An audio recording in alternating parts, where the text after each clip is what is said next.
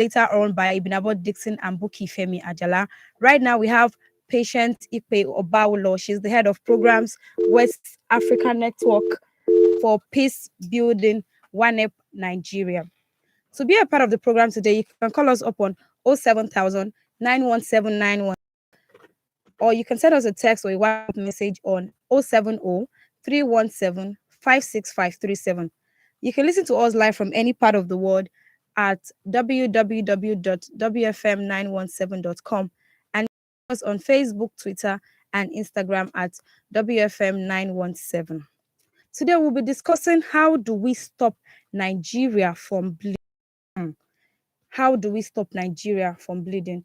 In recent times, Nigeria has been faced with so many security challenges, ranging from violent extremism to farmer-herder conflicts, banditry. So many innocent lives are being lost daily. People are being abducted and ransom are being demanded. We're being joined now by Patience. Hello, Patience. Hi. Good afternoon, Patience. Good afternoon, everybody. How are you doing, Patience? Fine, thank you. Thank you for having me. You're welcome. Patient Ipe Obaulo, she is the head of programs West Africa Network for Peace Building, ONEP Nigeria. Now, Patience, you know very well, we all live in Nigeria. Some of the things that have happened recently, the high level of insecurity, Patience. This is very, very sad. Very, very sad. Let's take yesterday. Look at everything that happened yesterday. Different places, different part of the country, sad news here and there, lives being lost. Looking at the case of the Greenfield University, these terrorists are demanding 800 million naira. Now, why still bargaining with them? We got reports that 3 of them have been killed and they found their bodies close to the school. Now, recent reports reaching us again, 2 more have been killed, like making a total of 5 people from that abduction. I mean, how do we salvage this situation? Because we cannot be losing people every day. Well, it's quite saddening that in a country as large as Nigeria, where we have over 260 ethnic groups, that there's a high level of insecurity. It's almost 2 decades now that we have violent conflict erupting in many communities across Nigeria. It has led to, earlier mentioned, destruction of lives and properties.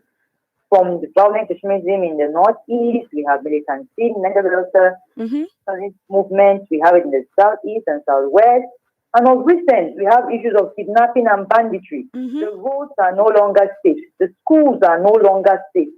Then you begin to ask yourself, where is safe in Nigeria? You can say this heightening culture of violence in the country has brought about a large number of young persons that are being conscripted on daily basis. They are either victims or they are actors directly affected by this conflict and by these violent incidences.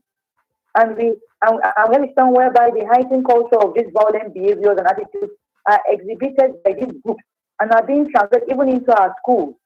The formal education system has become negatively affected by this situation because some schools are even shut down in the northern part of the country. Yeah, leading to gradual decadence. Kidnapping of school children, like you mentioned, become the trend between December 2000 and 2000. December 2008, we can count how many school children have been in different states in Nigeria, and what majorly has been the factors that have led to this high level of insecurity. For me, basically, in ONEP Nigeria, we have what we call the early warning system that feeds in information on signals that we get from different parts of the country. And through our early warning system, we'll be able to get feedback. Okay. General insecurity has been tied to poverty, inadequate public service delivery, high level of unemployment, frustration emanating from intimidation of young persons. The NSAS that took place last year. How many Nigerian youth were killed during the NSAS? Injustice and exceptional killings by our police operatives. They've been high demand training the Nigerian police force, and still yet we are still waiting. There's widespread unemployment in the country, which serves as a push factor for young persons to engage in criminality, to engage in kidnapping as a vice to sustain themselves. Yesterday, I was opportune to listen to radio, and I heard one of the speakers say, "Oh, young persons have been asking to create jobs for youth in Nigeria. Now, young persons are taking it into their hands to create jobs for themselves." And you know that kidnapping is now a job for young persons in Nigeria. Young persons are being recruited and paid to become kidnappers. So these are all push factors that have pushed them into the scenario they find themselves. Okay, but Patience, let me ask you this. Do you think that the government is hiding something, or they know something about this sudden rise of insecurity? Because I feel like the government should be able to put in measures to salvage this situation even before it became as big as this. I mean, is there something else they're not telling us? Actually, to be sincere, the signs have been there. Okay. And these signs have been periodically, the government has been indicated, and they've seen the early warning signs that this will degenerate. But the question we ask ourselves is that on daily basis, we've been hearing them say, "We are seeking suggestions from Nigerians on how to tackle the insecurity challenges we have in Nigeria. Okay. How do we move forward? What do we do?" You've been seeing them change service chiefs oftentimes. Okay. So many structures and laws are being put in place, but still yet the situation is still degenerating. So there is something that needs to be done and is not being done. And until the government is able to figure all that out and put their feet on the ground and listen more to the voice of Nigerians, the country will continue to experience these levels of insecurity. And it's quite sad, because I always say, if you go to the US, if you go to Great Britain, these are other countries. Nigeria remains your home. You will still come back home. You still come back home. What is left of Nigeria when we cannot salvage the situation of our country? Thank you so much, Patience. This is still Panorama on Women Radio 91.7, and I have been speaking with Patience Ikpe Obaolo. She's the head of programs West African Network for Peace Building, WANEP, Nigeria. Now, Patience, looking at all of this, like, it's a very big issue on our hand. How do you think the government can salvage this situation? For one, I'm appealing to our president. Okay. That he should provide jobs. He should provide jobs for the teeming youth population. I know. Last year it was a huge discussion on social media platforms when the youth were saying, the president says Nigerian youth are lazy. We just need the platform to be able to have. Okay. So it needs to be able to create jobs for Nigerian youth, to be able to engage them in livelihood fields, engage them in decision making and peace processes. There is a United Nations Security Council Resolution 2020 that says that the youth need to be engaged in peace building processes, particularly at community level. They should not be relegated to the background. Their voices, their concerns, their needs be brought to the table. That we are able to hear from them and include them. Inclusivity is key here. They need to be included and carried along. That way, their needs are brought to bear. Secondly, there is need for capital punishment, particularly for those who are kidnappers. The high rate of kidnapping is on the increase. So government needs to do something about it and have capital people who want to go into such practices. Also, there's need for increased level of engagement with local actors, including women. You should not see women as being a fiddle, or seeing women to be on the involve the women in identification of what the key issues are, solving problems at community level, involving them in decision making and peace building process as well. Put forward transformative strategies that are people oriented and are focused on addressing the root causes of violence. At the community level, what are the issues that are making people go into kidnapping, go into violence? These issues should be addressed beginning from the community aware, people more ready to be able to form partnership with the government and ensure these insecurity issues are well tackled. Thank you. This is still Panorama on Women Radio 91.7, and I have been speaking with Patience Ikpe Obaolo. She's the head of programs West African Network for peace building, OneUp Nigeria. So be a part of the conversation. You can call us up on 07000 917 917 or send us a text and WhatsApp message or 070 317 56537. Let's take this call. Hello, good afternoon. Hello, Esther. How are you? I'm fine. Good afternoon, Chief Agozi. How are you doing? I hope you're fully fine. I'm fine, thank you. Madam Patient, I welcome. I think you're highly welcome to our platform. I so want to see your vibe. And I enjoy your analysis. So God bless you. My regard to education, and book is for me, David. And every one of you out there, the listener and the management as well. Please, your contribution, Chief Agozi. I mean, you don't rush me. I'm Okay. giving my credit. If you don't want my contribution, I drop and I stop calling the show. So the fact of the issue is that let me echo you people something. Okay. Like this moment, I don't really believe in the family. Okay. Because with the way they talk, you understand? But they have forgotten that the future of integration is theory of all, you understand? Mm-hmm. Because like now, what they are saying is that they said their regime is more fair, more better than the previous one, you understand? Okay. I want to disagree totally with her, you understand? You can't be ruling us with lies, telling us lies Okay. all the time. I'm not a politician. I only voted for these people coming to see that at the end of the day, you understand? Mm-hmm. APC cannot continue to be ruling us like, you know why I said so, Like gone are the days, 2014, 2015, if I want to travel home, I don't used to be afraid of any kidnapper. I've never been. But now, for somebody to travel through any express in Nigeria here, it's just by grace. You understand me? Yes. I don't know whether they are aware of all these things. Are you getting me? Yes. Okay, look at, let me come here. To me, if you're able to evaluate and distinguish now, you see that people from the north, whatever they do, they don't catch it anything. The Hensma killing, the kidnapper there, the armed robber there, they call them bandits, you understand me? But if any other people do that, if you are not an outside, you are your own, they will give you names, you understand me? Thank you so much, Ifagozi. Killing in the north, here and here. Mm-hmm. And why I enjoy patients so much, in fact, let there be job opportunity. If there is job opportunity, fine. All these things will not escalate to the core like this. And besides that, let there be total punishment for these people. Okay. They are not doing anything. When they catch them, they will tell you, they will give them fine a bandit. What is bandit? What are the people that whenever they do any small thing, you send your crocodile, know what they call them, send them to them to be killing this sort of evil. Are we not all Nigeria? What makes us one Nigeria now? Can you tell me what makes us one Nigeria? Chief, say. Now, Yes, this is coming from one person. If you speak to so many people out there, I'm very sure that people also have almost the same thing to say about this issue.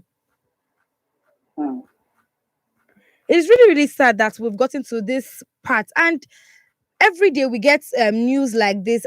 Do you think we messed it up from the beginning when we started bargaining with bandits when all of this first started? What do you think about that? yes. It's quite sad, just as you said, when he made mention that you can hardly travel by road. Okay. Let me begin with that. Okay. You can hardly travel by road again in Nigeria without having your heart in your mouth. Before, the major means of transportation in Nigeria was by road. Very few people could afford airfares, but now airfares is a fortune, and you have to save up to be able to go by air, to be able to at least spare your life. And let me pause your thoughts there. Come back safely. Let me pause your thought for a minute. Hello, good afternoon.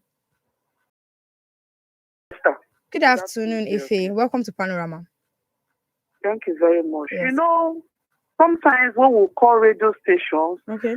I can see the pain, you know, like when Pastor Ambrose called, the pain, even you that is talking, you can feel the pain in you. You know what the country is really going on now. You know, on big issue, when we are this insecurity, they should go up, but they will say we are doing hate speech.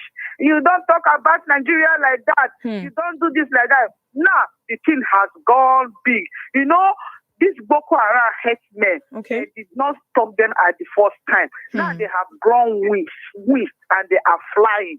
and we in Nigeria now we are complaining. That first time that they are supposed to tackle this issue, handle it very well. They will say they repentant banshee, they should leave that they are repentant. How can you go and negotiate with terrorists? The negotiation that they are negotiating with them, they will use the money to go and buy wicked ammunition and arms. Yes. Yes. They will use that money. This 80 million they're asking for. What do they want to use it 800 for? million. Buy 800 million to buy weapons that they will use to destroy Nigeria. My dear sister, for me, we are still calling Mr. For me, I don't think we have any president in this country because thank you so much, Ife. President in this country, yes, because I know what is going on is too bad. Too bad. Thank you so much, Ife. Thank you. Patience. Yes, thank you so much. I can see the level of anger. And it's not just except by that caller. It's all by Nigerians. We trust the road. You will hear people speak about the ongoing security challenges that we have in Nigeria. Okay. And it's quite sad because look at what he said. By the time you negotiate with bandits, they go ahead and take this money and they go and buy weapons. In Nigeria, we have high level of possession of illicit small arms and light weapons. And in possession of criminals. Okay. Yet in April 7th, 2021, he estimated that the number of weapons in public circulation are put at 6 million in Nigeria. 6 million small arms and light weapons. This is further collaborated by the report of the United Nations Regional Center for Peace and Disarmament in Africa, which has revealed that out of the 500 million illegal weapons circulating in West Africa, 350 million, representing 12% of these small arms and light weapons, are in the hands of unauthorized users in Nigeria. 70%. I am quoting from statistics. So you can imagine that. So at this point where we have gotten to now, what do you have to say to the new service chiefs? Because I feel like they have a whole lot to do. Yeah, they have a whole lot to do, but they must not neglect the place of intelligence gathering. And they have to work with the community. They have to work with the community. So all hands, earlier I mentioned, engagement of local actors. Be it all local actors, be it traditional rulers, be it women groups, be it youth groups, be it men groups, all actors will be brought to the table. Their needs, their concerns must be heard. All hands has to be on deck. Yes, on deck. So until they're able to work with the community and gather in, there is no way they can combat this pandemic we have found ourselves as the pandemic in Nigeria. It is. Thank you so much, Patient. Thank you so much for your contribution on the matter we have discussed. And we really hope that things will change for the better. Yeah. Thank you so much, Patient. Do have a great day. Thank you so much. Yeah. Thank you. Hello, good afternoon. Yeah, good afternoon. Good afternoon. What's your name and where are you calling us from? Mr. Darlington speaking. Good afternoon, Mr. Darlington. Yes. How are you today? I'm fine, thank you. I was thinking that by now, Nigerians should have been tired of discussing this matter. Okay. Seriously. Each time this matter come up and people come and talk and then we go back to our houses and wait for the next fire. Because everybody knew what is going on. Okay. Please, my dear, are you aware that the international community have labeled the Fulani herdsmen the number 4 terrorist organization in the whole world? Is it not true? In your country, are you not the one pampering them, defending them? You did not even call them any derogatory name. You see them as first-class citizens with what they have done in this country. How many of them have been arrested? You saw what made Yala, their umbrella body, is saying all over the place. Gumi was liaising with bandits. An elected governor was sitting on the table with bandits clutching AK-47. And they are discussing how peace will reign in Nigeria. They were giving us stamps. So, what else is anybody talking about?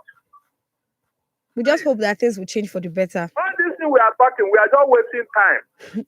No, we're not wasting our time because we really hope that our voices are being heard. For me, personally, okay, I have decided to sit down and be watching Buhari. Let him get to where he's going. Thank you so much, Mr. Darlington. Thank you.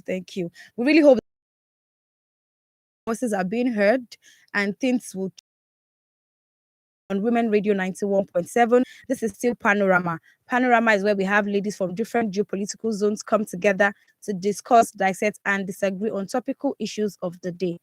Panorama on Women Radio 91.7 rules at 12:15 p.m. Woman's happy. Everybody's happy. Welcome to the Happy Circle. WFM. Cut the music. 91.7.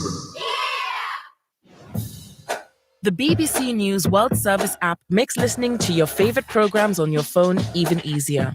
And for times when you can't use Wi-Fi or data to listen, just hit the Call to Listen button in the middle of the screen. This is the BBC World Service. Call to Listen is only available in selected territories. For dial-up news services, standard geographic mobile charges will apply. Please check with your provider for exact cost before calling. Download the BBC News World Service app from your usual store. Political arena. It's time for us to know those who have put Nigeria in this position. To a large extent, religious institutions in Nigeria have failed in enforcing the law, in ensuring that members are safe. Over 180 million people, one country, one capital, 26 states, 469 national assembly seats, 774 local government areas. This is Nigeria. You should stop doing this play game. It's not only fighting corruption, it's fighting opponents, it's fighting those who want them in the past. How well do you know the political terrain of Nigeria? Today, there is no such thing as keeping out of politics. All issues are political games, and we are the players. Political arena. Tuesday, 2 p.m. on Women Radio on WFM 91.7. Political arena. Politicking at all levels.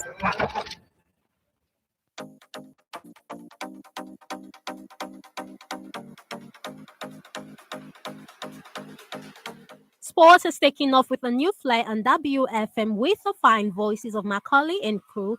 Sports Radio. Flags with talk, business, and entertainment in women and men's sports. Enjoy hot takes in sports action, events, interviews, and fan discussions. Catch up with latest in rugby, basketball, cricket, athletics, golf, tennis, and other sports. Chill with Macaulay and crew from 7 to 8 p.m. on Mondays, Tuesdays, Thursdays, and 6:30 to 8:30 p.m. on Saturdays. Real sports, real stories, real fun on Sports Radio.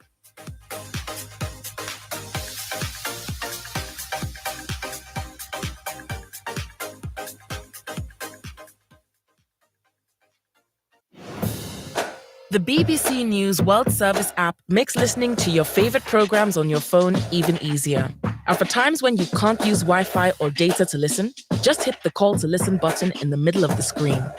This is the BBC World Service. Call to Listen is only available in selected territories. For dial-up news services, standard geographic mobile charges will apply. Please check with your provider for exact cost before calling. Download the BBC News World Service app from your usual store.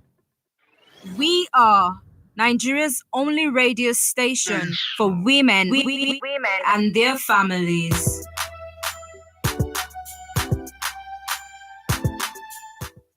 It is 20 minutes to 1 on Women Radio 91.7. This is still Panorama. Panorama is where we have ladies come together from different geopolitical zones to discuss, dissect, and disagree on topical issues of the day. I'm being joined by Ibinabo Dixon, an educationist, and Buki Femi Ajala, our tech-savvy radio analyst. Good afternoon, Buki. Good afternoon, Ibinabo. Good afternoon, Esther. Good afternoon, esteemed listeners. How are you doing this afternoon? Sweating. Hope you're enjoying your day. Now, this story we are going to discuss, I don't know, so many sad stories here and there. Man, I don't know. I really do not know. Now, raising a child takes a whole lot. It's not just about clothing the child, feeding the child, because things are happening. Like a whole lot are actually happening. And some parents do not even have a clue about these things. So right now, I saw a video yesterday about 4 videos put together where children were being violated.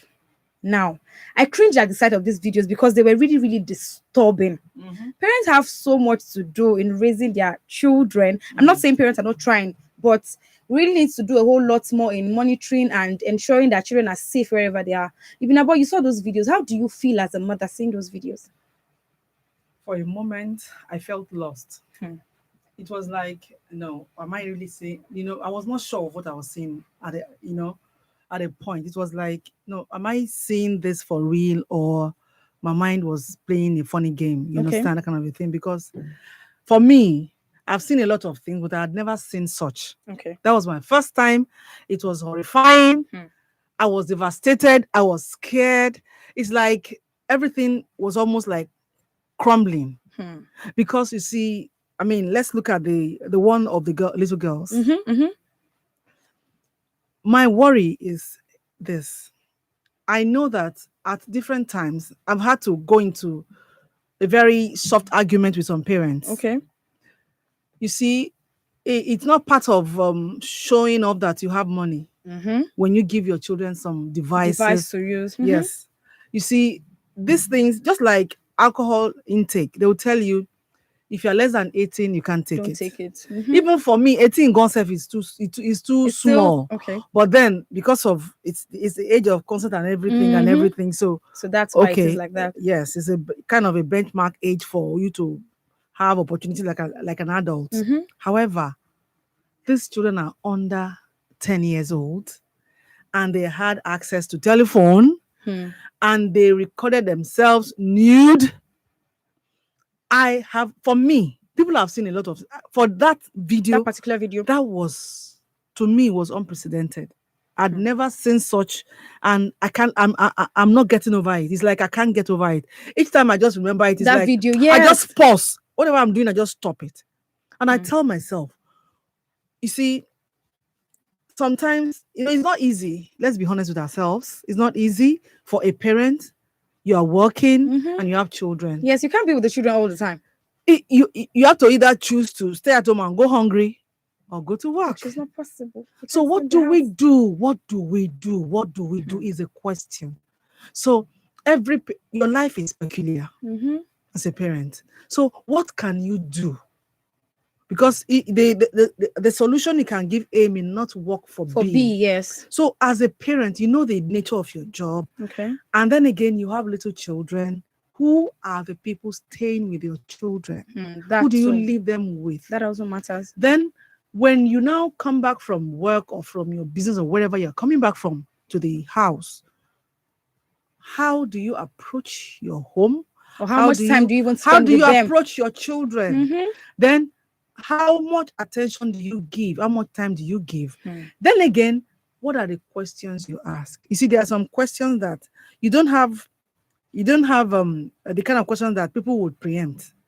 But there's a question you should always ask. So what did you do today? So what happened in the house today?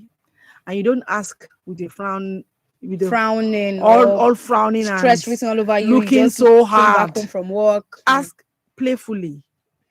Because sometimes children, there are ways you can extract information from them, yes, unknowingly, and they just give it out. So what happened today? So what did you guys do today? You understand that kind of a thing? And then again, there was something somebody said. She said, how did she get an information from our own children were already all grown. So she had a niece with her. She said, unknown to her, the house help in the house was abusing the niece. And she didn't know, girl to girl. She said, so one day she said, she said she didn't even know where it came from. She just said, I know what you always do in the house. When I was a girl too, I used to do it. She said she was now asking herself, am I okay? Why am I doing this? What am I doing? So the girl said, I don't know. She said, when I was little, you were not even, I did the So that will make the girl divert the information to her. It doused the whatever fear or tension in the little girl.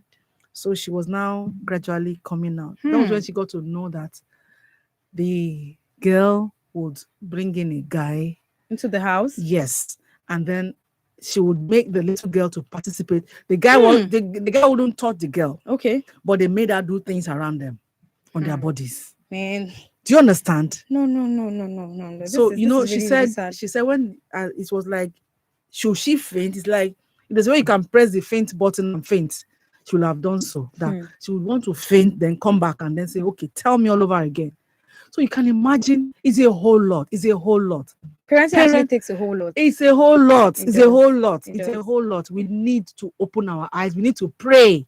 Prayer. You have to pray so that God will lead you aright on how to tackle your And go about peculiar it. situation. To be a part of this conversation, you can call us up on 07000 917 917 or 090 256 25455.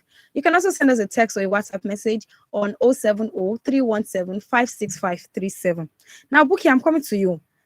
All of these stories, it's not like parents don't know about it, but in the case where you have to go to work, you have so many things, you have to juggle around so many things at the same time. What can parents do differently? Because children are actually very vulnerable.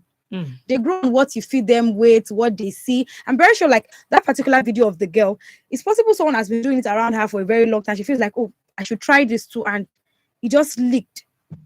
What do you think parents can do differently? Okay. I want to differ a bit. Okay. You know, when you said parents, no, you'll be shocked that out of 100%, maybe 50-50. Do not know about this at all. Some people are still living in denial that okay, I raised my child properly. I mean, we go to school, we go to church, we go to this, we go to that, we pray at home and all that and all that.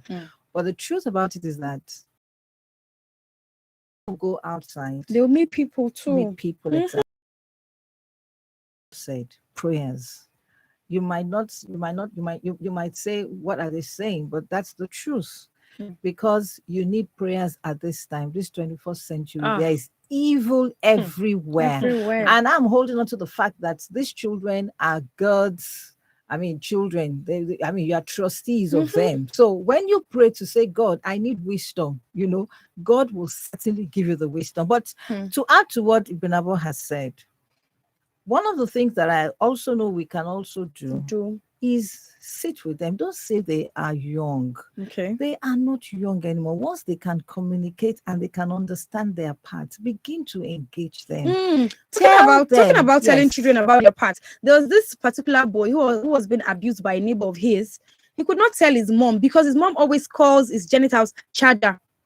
So he kept finding it very funny. The boy was a young boy until one day he told his mom that this uncle is always touching my charger. People were outside. People did not take it serious. Only the mom knew what charger in that context meant, and she went on to meet. That was how the whole thing came out. Yeah.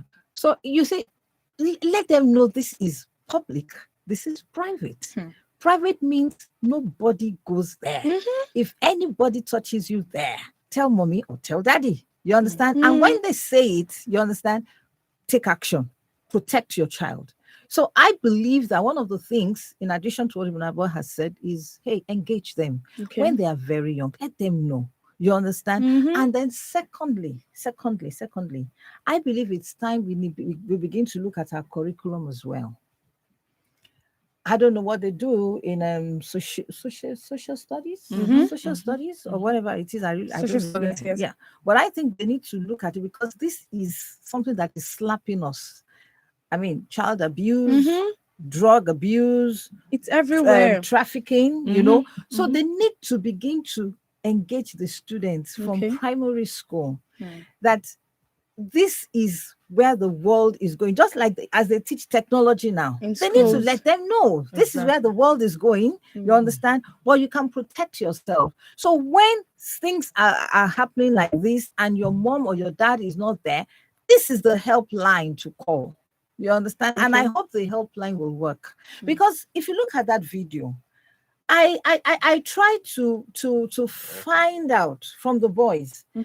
They didn't look like they were under drugs. Okay. It was No, you wouldn't know. You can't tell, right? You can't tell. Okay, fine. Let me put this. We have a call. Hello, good afternoon. Hello, good afternoon, ladies. Good afternoon. Okay, welcome to Panorama FM. Thank you very much. You see, parenting, it's not my mind. Yeah, it's not my mind. God has given us these children to be parents to them. I have a sister who resigned from her work so that she can take good care of her children. She goes to school in the morning to drop the children with her car. Okay. Come back again when they are coming back. She goes there with her car to pick up the children. She resigned from her work, even despite that she stays around the children, watching them. It is not so easy. It is not so easy. How much more? The one that you abandon, you go to work 11 o'clock, 12 o'clock p.m., you will come back home, you think they will remain the same? No, money is good. Bible says money answered all things. But the love of it is the root of all evil. The way and manner we parents go about money these days to abandon our children, that is why we are hearing all these bad news. So parents, please, we should take care of these children that God has given to us, because some of we parents will not enter the kingdom of God because of these children. Like I said, said, prayer is the essence, is the key. Pray for your children. Parents, they don't pray for their children these days. All they do is to shower them with money. They forget to pray for them. And that is why all these things are going on. God will help us. Thank you very much. Thank you so much, Ife. You heard all that Ife has to say. If it feels like parents are doing too much, trying to work, I think let's put this on the economy kind of. I know of a woman who used to work before, and at maybe 2 p.m. she's back home. But because of the economy right now, she's taking like two jobs. When she leaves this place, because she's a medical doctor, when she lives here, she goes to work here. She has to do extra to be sure that she can provide for these children. Yeah. So she cannot be everywhere. It's very painful. Yeah. As a single parent, it's not easy. Yeah, it's not. It's not easy. Yeah. And you see, you know, the problem of life is that when something bad begins to rear its head, you don't wait till it gets to the tipping point before you begin to take action, a critical point. Then you would have lost a lot, and to now recover is a lot of work. I don't give up. Okay. I believe in keep doing, keep at it. You will get a result, but it may be difficult. You understand? Because for there's a family I know. Okay. This woman, we have had disagreements regularly until I saw a particular bill and I sent to her. She left her house. It's about, how do I compare it? It's a stretch. She said she just asked me that if I was one. I said yes. Why? She said, she don't worry. Because you see, this is a woman that she would come back from work by probably 2-3 p.m. Sometimes before the children would get home back from school. And she would hand them over to the house help. She would lock herself in the room and say, I have to rest. Look at me. How old am I? I'm already graying. Stress. And I tell her, I said, look, nobody's saying you go pack children and put for ground. That's just the thing. Pregnancy, no, they don't gone body. Now something you go do, you go get belly. If you didn't think that you are going to be responsible for these children, you shouldn't have even given birth to them. Some parents have with the children. So it's not only about from them. Some people, their job is very flexible, but then again, they would not spend it. Okay. Let me put this to you, Buki. Now, I want to bring the place of the teachers into this. Now, even if the parents are so engrossed in whatever it is they have to do, they do not have time. There's really not so much that teachers can do, because they spend just a few hours in school and they still get back to the house. But I feel like there's still some morals that teachers can still go to instill into the students to ensure that because all of this drug abuse, sexual assault every day, it's rising. Yeah, Esther, that's why I will always say that the first place they should not miss it is the home. The home, yes. But if they miss it in the home, the school is there to correct. You know, and then by the side, the religious organization. That's true. Then by the side, media, entertainment. You understand? So that's that. Don't leave out the community. And then the community. Oh, sure, the community. But talking about the community, there was a time when you can see Mama Lagbadia's child and call the child at this.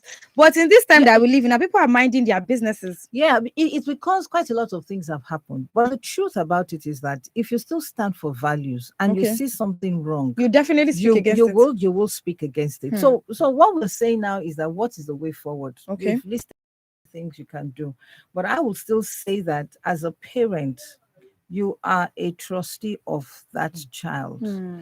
So, irrespective of whatever job you're doing, you should intentionally and deliberately create time for them because they need the bonding. If you don't give it to them in the house, they will take it outside. If you do teach them about their paths and how to respond, they will teach them outside.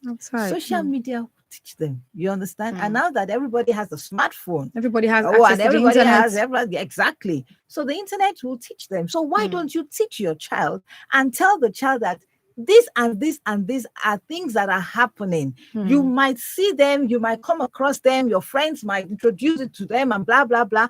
But because of who you are, right? And then Buki, to add to that, you see, in some schools, I always tell people, owning a school is not about business alone. You're molding minds. Yes, there's more to it. As a school owner, what is your place in all of this? Okay. Because you are the one that will employ the teachers. True. The admin people. You understand? Who are these people you are employing to come and take charge of other people's children? What are their values? Because there was a case that we had to weigh in. A male teacher, got a video of some young people making out. You understand? Okay. He brought it to the class and played it for them to see. A teacher. And he said he was trying to show them that you see what is going on. Is this right? No. Is this? You understand that kind of a thing? So a girl said, she stood up and said, "Sir, it is not our business for you to bring this to the classroom. You shouldn't be showing us this. You shouldn't be showing us this." And the other children said, how will you know? How will you this? You understand that kind of a thing? So there is this, some teachers, and from investigation, we realized that he didn't mean bad. You understand? But somehow what he did was bad. Well, we'll still keep talking. We'll still keep talking, and we hope that parents really spend more time with their children. This is all we can take on Panorama today. Thank you so much, ladies, for your contributions.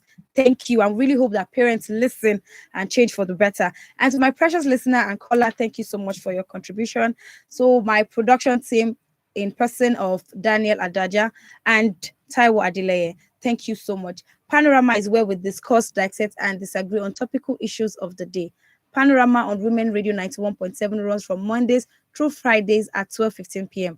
Till I come your way tomorrow, stay safe, be security conscious, and parents, please do well to spend time with your children. Get to know them better.